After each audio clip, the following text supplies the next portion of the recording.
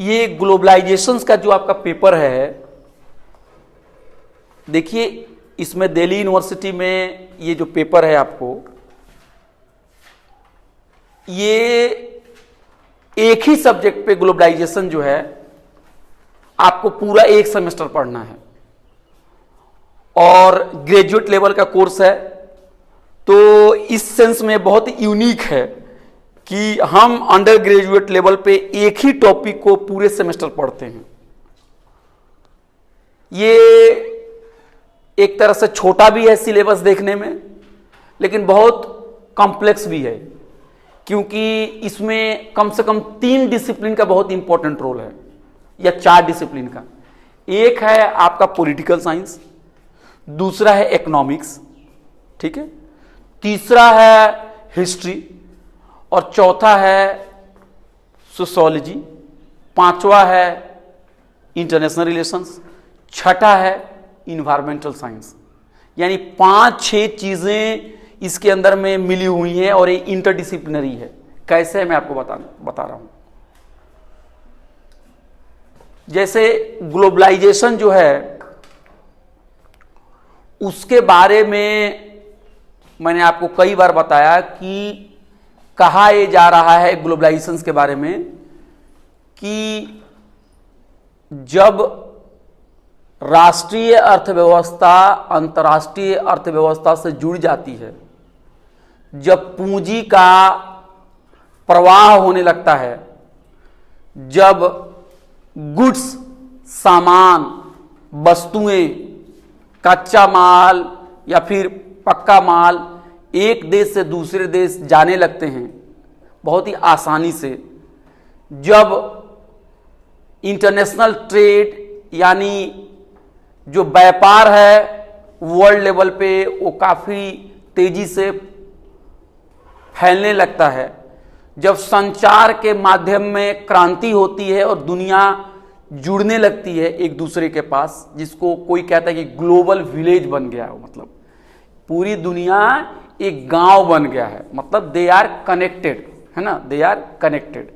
ये ग्लोबलाइजेशन के बारे में कहा जाता है कि ये ग्लोबलाइजेशन का मतलब यही है कि जहां पे दुनिया एक गांव बन गई, व्यापार मुक्त रूप से होने लगे, अर्थव्यवस्थाएं आपस में जुड़ गई, इंटरडिपेंडेंसी बढ़ गई और तकनीक और टेक्नोलॉजी की वजह से पूरी दुनिया एक साथ आ गई। ये ग्लोबलाइजेशन के बारे में कहा जाता है और कहा जा रहा है कि ये एफिशिएंसी देगी और इससे ग्रोथ होगा, और जब ग्रोथ होगा तो गरीबी दूर होगी और मानव समाज जो है ये आगे बढ़ेगा। ये ग्लोबलाइजेशन के जो समर्थक हैं वो इस तरह की बातें करते हैं कि ये एक अच्छा दौर है ना, क्योंकि उनका मानना है कि जो सोशलिस्ट इकोनॉमी है ये ठीक नहीं है, ग्रोथ के लिए ठीक नहीं, क्योंकि इसके अंदर में करप्शन है, इसके अंदर में ब्यूरोक्रेटिक हर्डल्स है, नौकरशाही बहुत ज़्यादा है, और जो लोग व्यापार और उद्योग करने वाले जो लोग हैं उनको प्रोत्साहन यानी उनको इनकरेजमेंट नहीं मिलता है। बार बार आपको कोटा, मोनोपोली, लाइसेंस, बहुत सारे के हर्डल्स, गवर्नमेंट का रोल, ये चीजें अर्थव्यवस्था को आगे नहीं बढ़ाती है और अर्थव्यवस्था जो है उसकी जो विकास का दर होता है वो काफी स्लो हो जाता है, स्लगिश हो जाता है ना।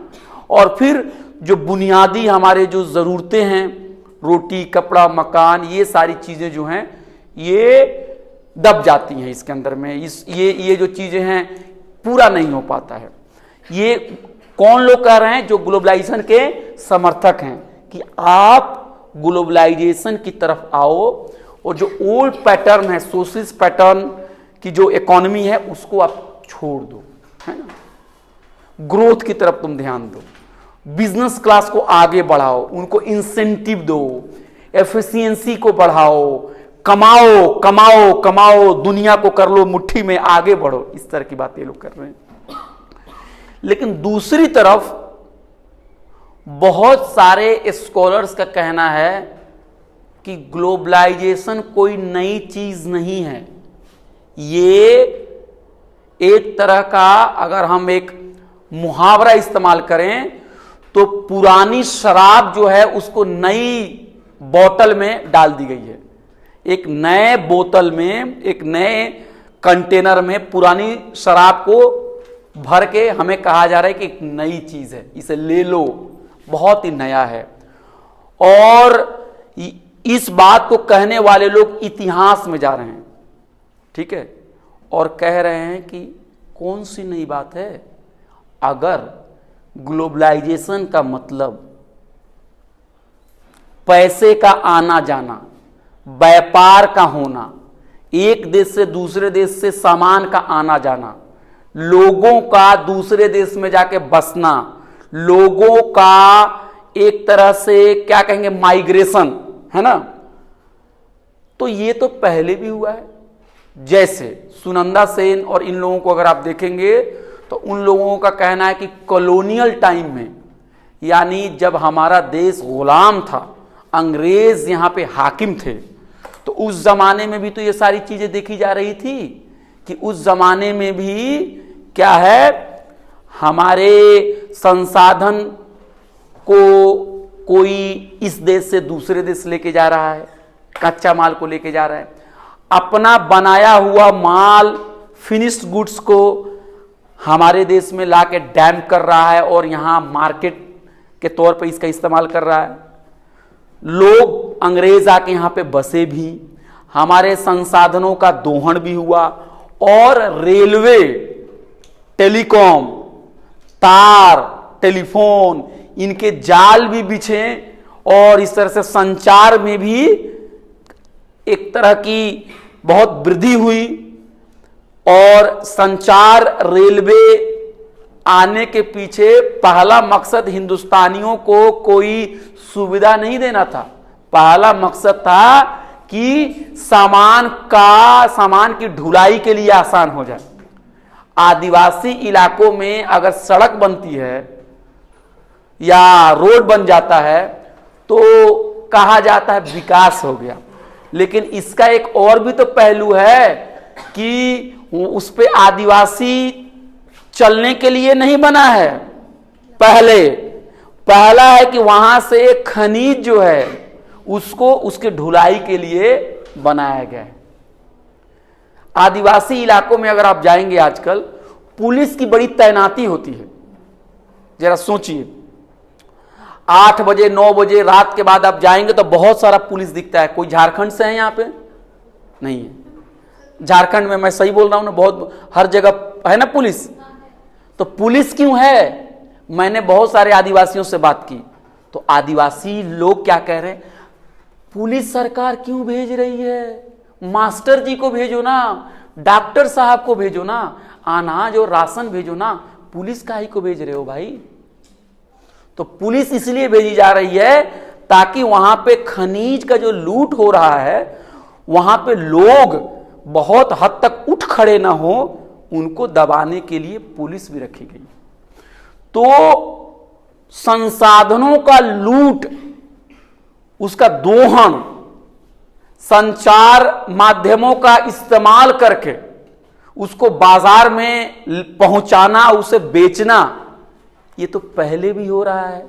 तो ग्लोबलाइजेशन कौन सी नई चीज है?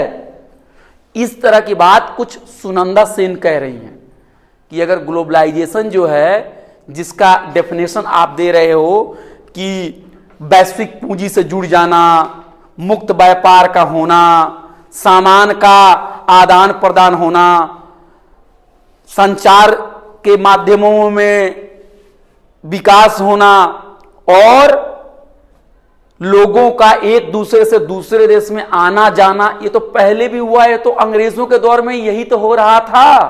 तो ये कोई इतनी बहुत महान चीज नहीं है ग्लोबलाइजेशन, जिसको इस तरह से पेश किया जा रहा है कि अरे सारी समस्याओं का हल है ग्लोबलाइजेशन। ग्लोबलाइजेशन क्या हुआ आपको? बीमारी, गरीबी, ग्लोबलाइजेशन। आपके यहाँ क्या प्रॉब्लम? नौकरी नहीं है, ग्लोबलाइजेशन। आपके क्या है? अस्पताल नहीं है, ग्लोबलाइजेशन। आपके यहाँ क्या कर्ज में है? ग्लोबलाइजेशन। सारी दुनिया की बीमारी का इलाज ग्लोबलाइजेशन। लेकिन सुनंदा सेन करें कि नहीं, पीछे भी जाके देखो, अंग्रेजों के दौर में भी इस तरह के एलिमेंट्स थे। कोई ऐसी बिल्कुल नायाब, बिल्कुल अनोखी चीज नहीं है। तो यहां पे हिस्ट्री का रोल है कि नहीं इस सब्जेक्ट में, कि आप जो इतिहास में पीछे जाके भी आप देख रही हैं और उससे भी आप फायदा उठा रही हैं।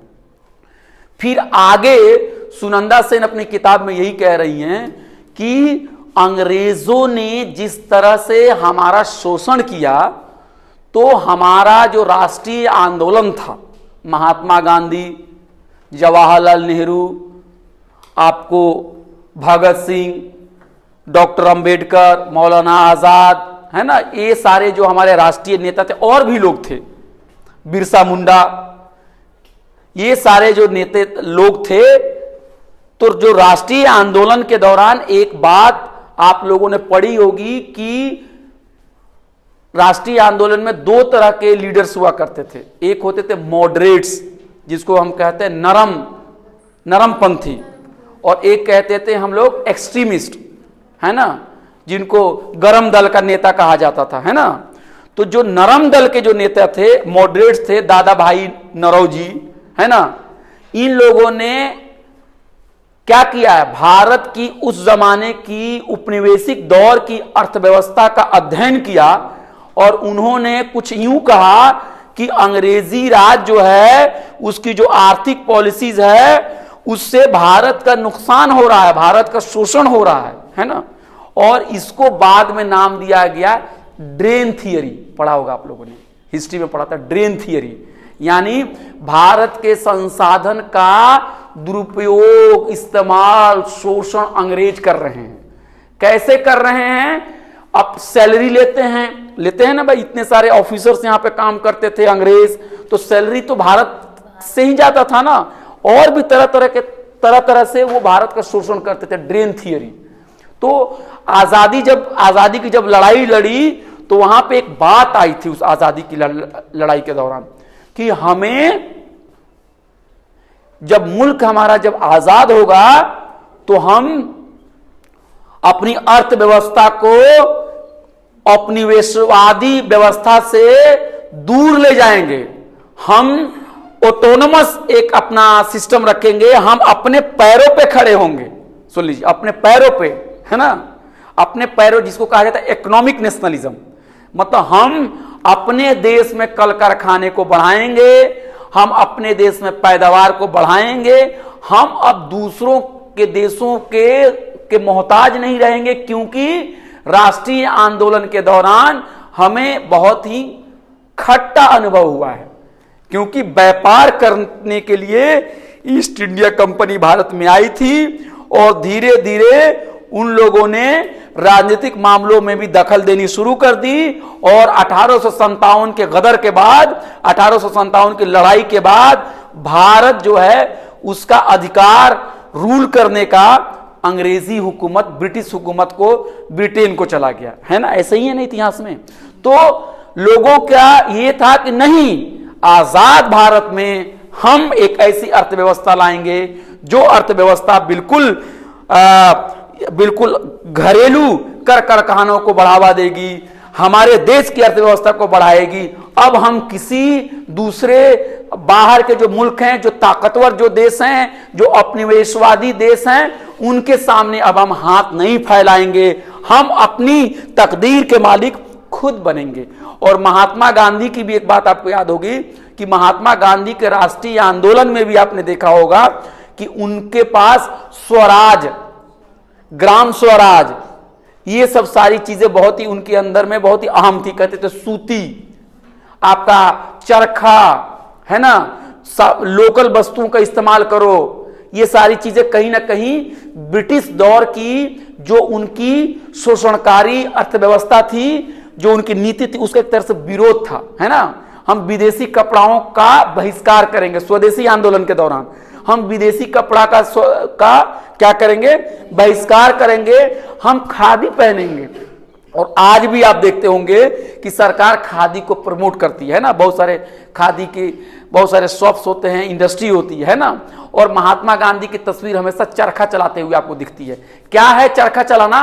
कि हम ये बनेंगे, सेल्फ डिपेंडेंट बनेंगे, हम अपना सामान खुद पैदा करेंगे, है ना भाई।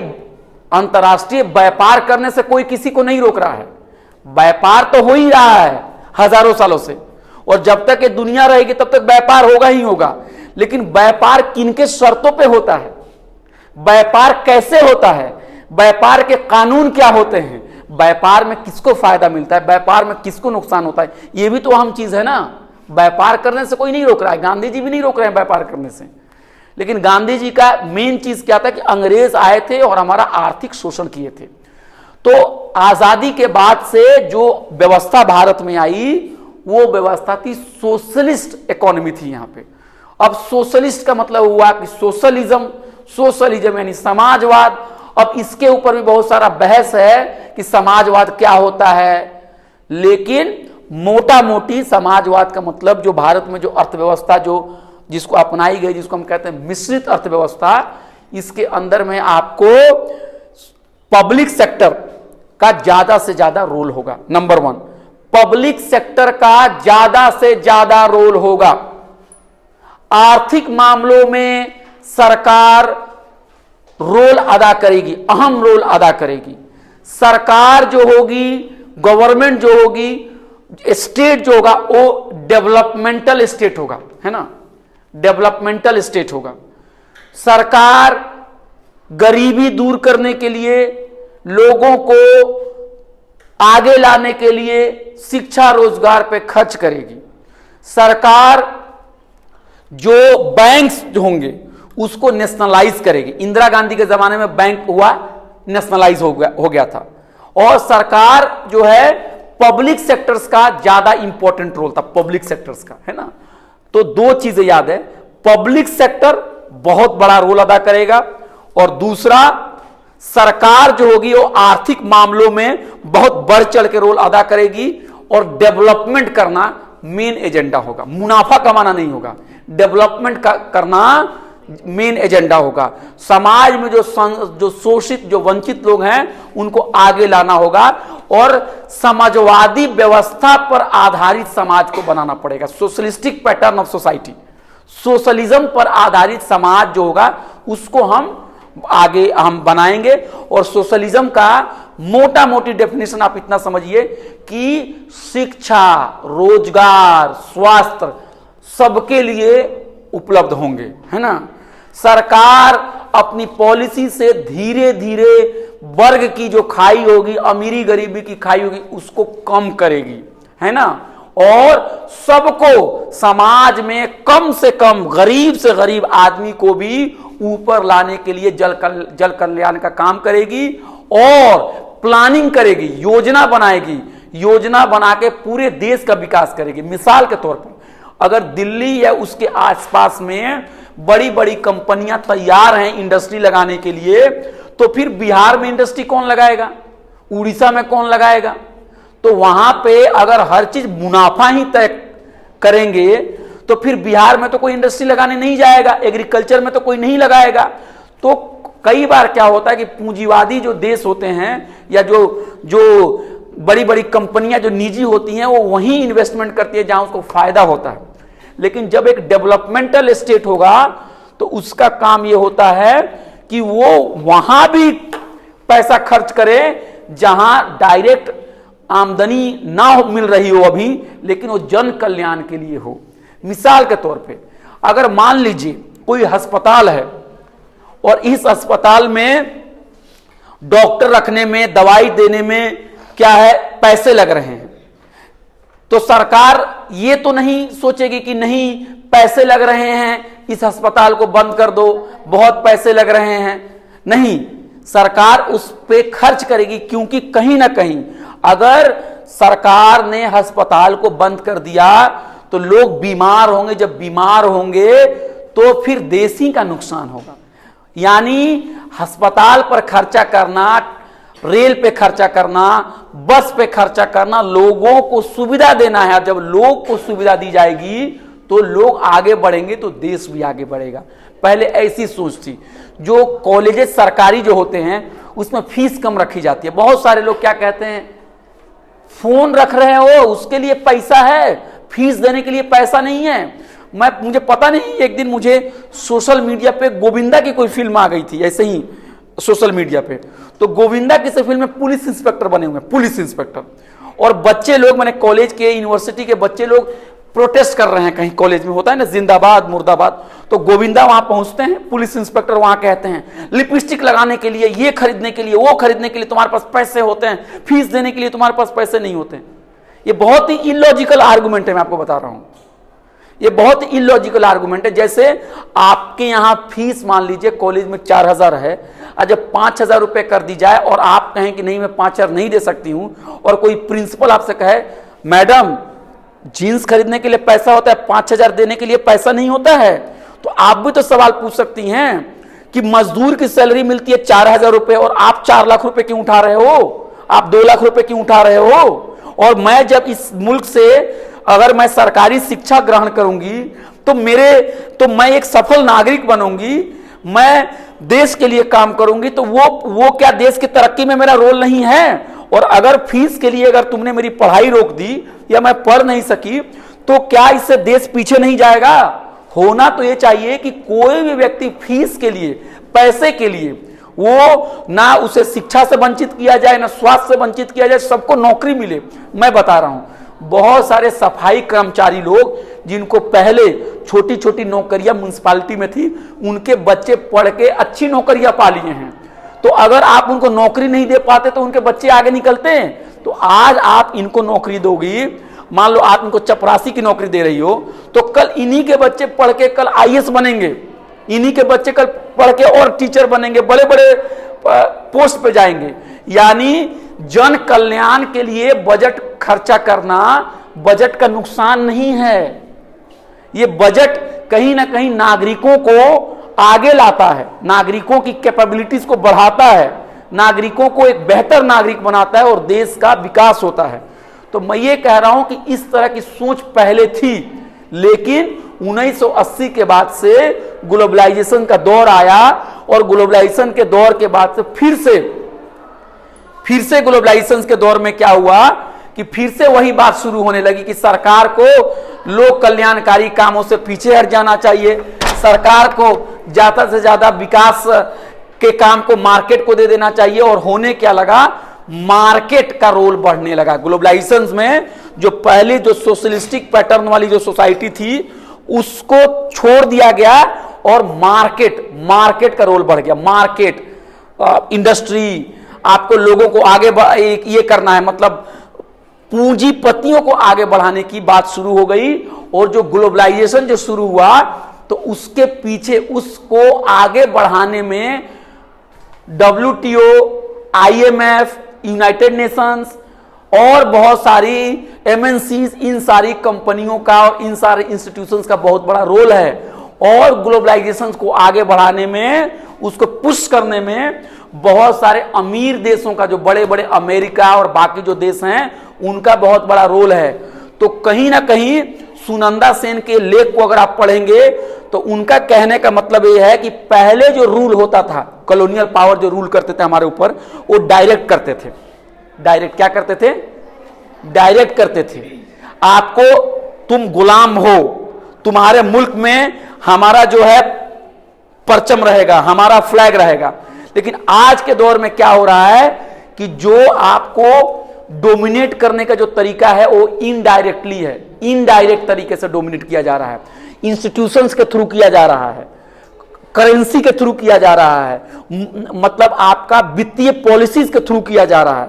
तो आप देखेंगे कि इस ग्लोबलाइजेशन को कामयाब बनाने के लिए, इसको आगे बढ़ाने के लिए जो MNCs हैं, जो ट्रांसनेशनल कंपनीज हैं, जो WTO है, जो IMF है, जो अमेरिका है, जो कि आपको अमेरिकन और यूरोपियन बड़ी बड़ी जो बैंक्स हैं, ये सारे लोग इस ग्लोबलाइजेशन को बढ़ा रहे हैं। और सुनंदा सेन का कहना यही है कि अगर आप देखोगे, अगर ध्यान से देखोगे, हिस्ट्री में जाके देखोगे, तो आपको कहीं ना कहीं जो आज के दौर में जो कुछ हो रहा है, जिस तरह से हमारा शोषण हो रहा है, ये कहीं ना कहीं इसके तार आपको पहले कॉलोनियल पीरियड में भी देखेंगे।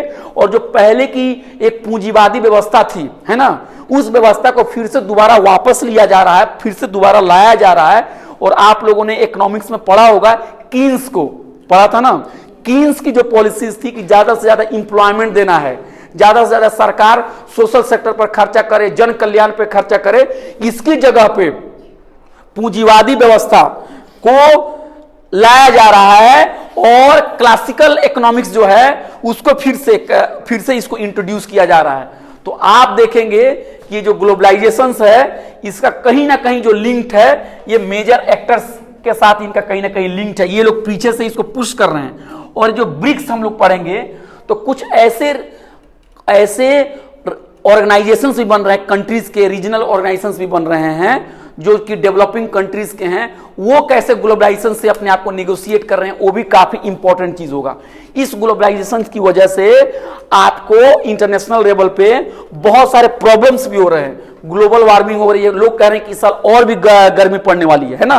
हर जगह इंडस्ट्री, सीमेंट, कंक्रीट, नेचर का एक्सप्लॉइटेशन, जंगलों का काटना, हर चीजों का दोहन करना है ना। तो ये ग्लोबल वार्मिंग की भी बहुत बड़ी समस्या है। और बहुत सारे देश जो समंदर के पास हैं, जो नीचे हैं, वो डूब जाएंगे या डूब रहे हैं। ये भी एक बहुत बड़ी चीज है। और डूब क्यों रहे हैं? अगर आप मालदीव में हैं और अगर आप मछली मार के खा रही थी, जी रही थी, और अगर आपका घर डूब गया तो उसके लिए कौन जिम्मेदार है? आप तो नहीं है, वो तो कहीं दूसरी जगह इंडस्ट्री लगी है, उसका मुनाफा कोई और कमा रहा है, और आप क्या हो गई, उसकी वजह से भुगत रही हैं। आप देखिए, बारिश होने का कोई पैटर्न नहीं है, गर्मी का कोई पैटर्न नहीं है, मौसम का कोई पैटर्न नहीं है। तो ये भी ग्लोबलाइजेशन जो है इसका कहीं ना कहीं, और जिस तरह की इंडस्ट्री, जिस तरह की इकोनॉमिक पॉलिसीज है, इसका कहीं ना कहीं एक ग्लोबल वार्मिंग से भी है एक इशू। दूसरा क्या है कि अमीरी गरीबी की खाई बढ़ रही है पूरी दुनिया के अंदर में। भारत में भी बढ़ रही है, दुनिया में भी बढ़ रही है ना। छोटे छोटे कंट्री, छोटे छोटे, अभी मैंने आपको बताया कि स्कूल में पीने का पानी नहीं है, लोगों को 2 वक्त की रोटी नहीं है, और बहुत बड़े बड़े अमीर देशों के अंदर में पैसा ही पैसा है। हमारे देश में भी 5 या 10 बड़े उद्योगपति के पास इतना पैसा है जितना करोड़ों लोगों के पास पैसा नहीं है। तो ये भी है कि अब न्याय दिलाने की भी जरूरत है, एक ग्लोबल लेवल पे जस्टिस करने की जरूरत है। इनइक्वालिटी का सवाल है, कई लेवल पे इनइक्वालिटी है, अमीरी गरीबी का है, कास्ट के ऊपर इनइक्वालिटी है, जेंडर के ऊपर इनइक्वालिटी है, रीजन के ऊपर है। अमेरिका और बड़े कंट्री ताकतवर हैं और उसके मुकाबले में भारत जो है कमजोर है उनके मुकाबले, है ना। और एक और बहुत इंटरेस्टिंग चीज है, देखिएगा, सुनंदा सेन ने अपनी किताब में बात की कि पहले क्या था, कि पहले भारत में एक बहुत बड़ा तबका था जो कह रहा था कि जो बुर्जुआजी तबका था, जो पूंजीपति था, वो कह रहा था कि हमें बाहर की कंपनियों को दूर रखना है क्योंकि हमें अपने उद्योग धंधे को आगे बढ़ाने हैं।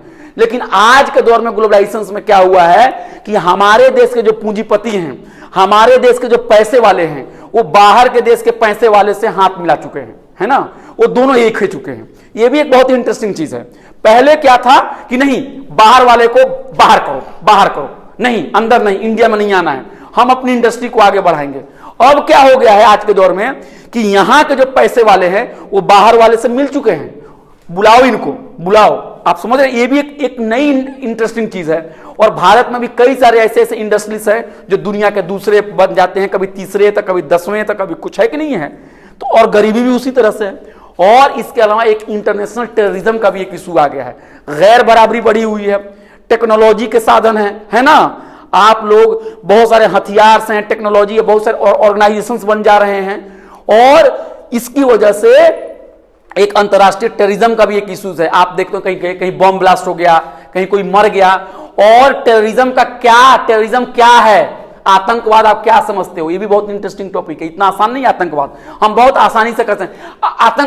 आतंकवादी कौन है? ये आतंकवादी है। आतंकवादी कौन है? वो देश आतंकवादी है। लेकिन सवाल ये, आप उस देश में जाओगे, आतंकवाद कौन है? वो आतंकवादी है। आतंकवादी कौन है? वो देश आतंकवादी। अरे एक देश दूसरे देश को आतंकवादी कर रहा है, एक ग्रुप दूसरे ग्रुप को आतंकवादी कर रहा है, लेकिन है क्या ये आतंकवादी? आप समझ रहे हो, मैं नाम नहीं ले रहा हूं किसी देश का, आप समझो, बहुत ही आसान है ना हमको, ये आतंकवादी देश है, वो आतंकवादी देश है। लेकिन जब समाज के अंदर में गैर बराबरी रहेगी, जब समाज के अंदर में गरीब और अमीरी की खाई बनी रहेगी, जब किसी के पास पैसा ही पैसा होगा, किसी के पास कुछ नहीं होगा, दूसरे देश में कोई दूसरी कंट्री जाके वहां पे छेड़छाड़ करेगी, लोगों को मारेगी, तो लोगों के अंदर में गुस्सा फूटेगा। तो वो कौन सा टर्न लेगा आपको भी और हमें भी नहीं पता है। तो आतंकवाद बहुत बुरी चीज है। किसी भी मासूम का कत्ल नहीं होना चाहिए, किसी भी मासूम की जान नहीं जानी चाहिए, किसी भी बच्चे को किडनैप नहीं करना चाहिए, कोई बॉम्ब ब्लास्ट नहीं होना चाहिए। लेकिन सवाल यह है, हो क्यों रहा है? सिर्फ पुलिस पकड़ के किसी को जेल में डाल दे, फांसी पे लगा दे, यह भी एक सही तरीका नहीं है। आपको उसके रूट कॉज में भी जाना होगा कि भाई इंटरनेट को कौन कंट्रोल कर रहा है, भाई रिसोर्सेज को कौन कंट्रोल कर रहा है, ऑयल को कौन कंट्रोल कर रहा है, डॉलर को कौन कंट्रोल कर रहा है, ट्रेड को कौन कंट्रोल कर रहा है, कौन सारी दुनिया को कंट्रोल कर रहा है और कौन एक रोटी के लिए रो रहा है। यह भी तो एक सवाल है ना। क्योंकि मेरा मानना है या बहुत लोगों का मानना है कि समाज में शांति, पीस तभी आ सकती है जब सब लोगों को उनको अधिकार दिया जाए। अगर इस देश के अंदर में कुछ ही लोगों के पास अधिकार होंगे और 90% लोगों के पास अधिकार अगर कागज पे हैं भी, लेकिन अगर उसको इंप्लीमेंट नहीं किया जा रहा है, उसको दिया नहीं जा रहा है, कोई झुग्गियों में मच्छर उनको काट काट के मतलब उनको मार डाले और बाकी लोग जो है वो जाके वो हजारों एकड़ की जमीन में वो अपना फार्म हाउस बना के रखें, तो ये भी तो ठीक नहीं है। किसी के पास हजार फ्लैट्स हो और किसी के पास रहने के लिए एक झुग्गी भी नहीं हो, तो ये भी तो है। तो आतंकवाद भी इससे जुड़ा हुआ चीज है। तो आप देख रहे हैं, बस खत्म, आप देख रहे हैं कि पूरा कोर्स जो है एक ऑर्गेनिकली डिजाइन किया गया हुआ है। कोई भी चीज इसमें ऐसा नहीं है कि क्यों आ गई है, इसका तो कोई रोल नहीं है, नहीं। तो इस डिसिप्लिन में आप देखेंगे ग्लोबलाइजेशन काफी इंटरेस्टिंग ये टॉपिक है, जहां पे आपको हिस्ट्री, पॉलिटिकल साइंस, सोशियोलॉजी, आपको इसके अलावा आपको इंटरनेशनल रिलेशंस, ये सारी चीजें इसके अंदर में इसके जो टूल्स हैं आप इसका इस्तेमाल कर सकते हैं और काफी इंटरडिसिप्लिनरी है। ठीक है।